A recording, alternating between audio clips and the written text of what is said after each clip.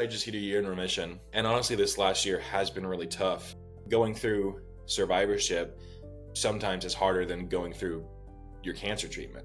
And obviously, I'm very grateful to have made it to survivorship, and I don't take that for granted. When I was going through chemo, I had a goal. I had to beat this. And once I did, I came back to New York thinking my life was going to be the same, but it wasn't. And just figuring out how to process that and how to build a new life for me post-cancer was difficult. As an actor, performing and theater is a big part of my life. I just turned 25. I'd signed with an agent, my first agent here in the city. I was getting into all these rooms with casting directors and people who I was like really excited for. And I was doing well on these auditions. And I kept wondering, I was like, why am I not, booking, like going all the way, booking these callbacks, booking these auditions? Even the stuff I did book, I just had a feeling to turn down because I didn't feel like I should take it. Cut to, I was diagnosed with cancer. That was, a God, a universe, intuition thing that definitely was telling me to, you're going to need to take a break here in a few months, so don't take anything. But I feel like my career was really going up. I was working at the gym with Orange Theory. I was in the best shape of my life. My lower back kind of felt a little weird. It was just like a UTI or something. It just felt weird. The next morning I woke up and my left testicle was twice its size. And so that's when I was kind of like, oh, I've got to get this checked out. I was calling my dad. I was like, what do I do? I'm freaking out. So he kind of told me, just get on the plane, get here, and we'll deal with it when you're here. I'm very glad I did that because I was able to be around my family during this time. I got on the plane. We went to the emergency room. They looked at it and then they were like, okay, we're going to have to do a ultrasound. The doctor takes a look at the ultrasound and like almost immediately he's like, yeah, it's cancer. I always thought cancer was an old man's game. It was a very shock, obviously. Crying my eyes out, freaking out. I don't know what was going on. I can't thank the Lord my dad was with me. I'm so grateful he was in the room with me. I just kind of took it all in. I was processing it. Thankfully, the first thing the doctor told me was with testicular cancer, there's like a 98 survival rate. Everything is going to function as normal. You'll just have one less testicle. After he kind of told me all that, I kind of just let it process and I feel better. Most testicular cancer patients, they just have to remove the tumor and they're set. He was like, if it's spread, then we're going to have to like talk through options. I get a CAT scan done. By the end of the day, they'd reached down. They're like, hey, it looks like it has spread to your abdomen. You're going to have to go through chemo. I was like, all right, whatever, one step at a time. Let's just get the surgery first. I was throwing up all the time. I had little bags with me everywhere I went. Thankfully, I was on a constant nausea medicine every day. I would wake up and take at least 3 a day, drinking ginger ale, crackers, just trying to suppress it. The hardest part was telling everyone. I called my roommate and some of my best friends who had seen me 2 days earlier. Hey, I'm not coming back for 6 months. I have cancer. So just having to tell all my friends, tell my family, especially after I kind of already processed it and like made peace and made a plan for it and having to kind of like reopen that. But also, you want to tell them. You don't want them to find out through social media or anything like that.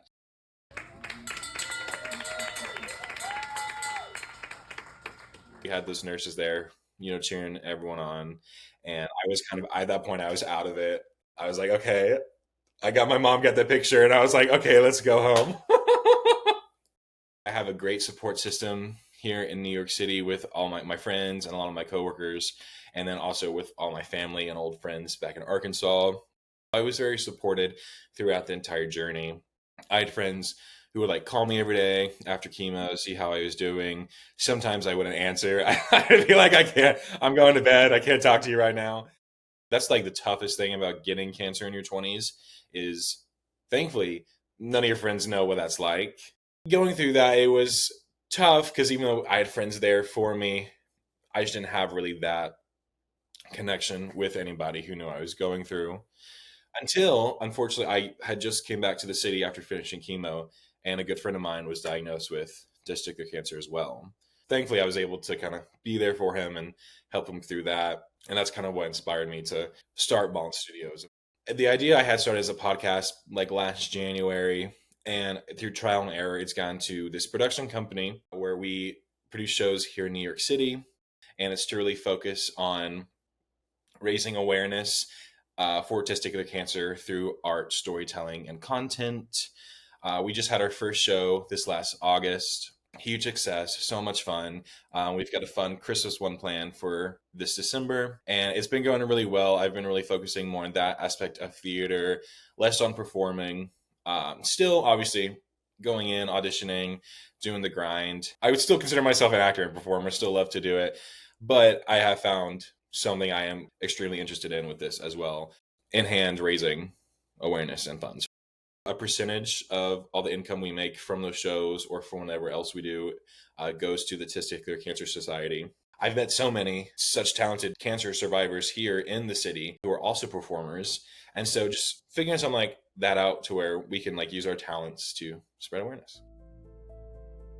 It has affected my confidence. Your body changes. I was in the best shape of my life, and then I wasn't really able to work out for 4 to 6 months.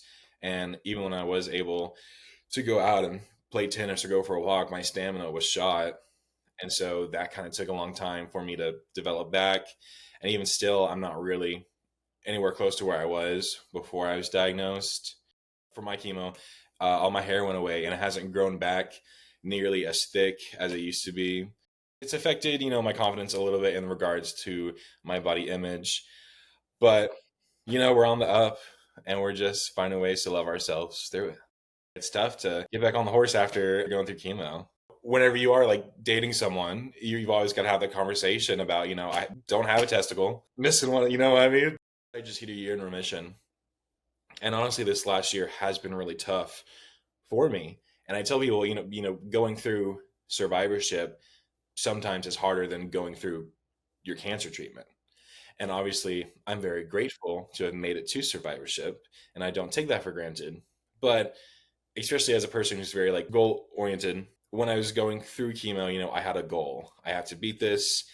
And once I did, I came back to New York thinking my life was going to be the same, but it wasn't. And just figuring out how to process that and how to build a new life for me post cancer was difficult. I get anxiety walking out the door. My anytime I pull a muscle in my lower back, I'm like, well, it's back. There it is. A few months ago, I pulled my tailbone or something. Something just fell off and my groin was just sore. And I was just freaking out. I was like, it's back. I called my oncologist. I was like, I'm coming in. I called my urologist. I'm coming in. I'm making an appointment. And they were like, you're fine. I've always been a hypochondriac, especially when it comes to health stuff. Just having to deal with that and really learn how to calm myself. My dad always says you don't need to worry about it until you have something to worry about. That's also been a journey. And I still struggle with that. Every day I am doing my checkups every 3 days just to make sure. But it has gotten better, thankfully. Survivorship to me just looks like living my life, trying not to let cancer have any more power over me, over my emotions or my anxieties, and just using what I love with art and performing and storytelling and content to raise awareness. No one's really going to understand what you're going through. You have to fight. There's a whole life waiting for you on the other end. Here we are a year later, and I'm the happiest I've ever been, and I am just grateful every day. If you liked this story, we've queued up another one right here on your screen. And don't forget, hit the subscribe button for the patient story so you're among the first to learn about all the stories that come here on our channel. For now, I'm Stephanie Trong with the patient story, where we give human answers to your cancer questions.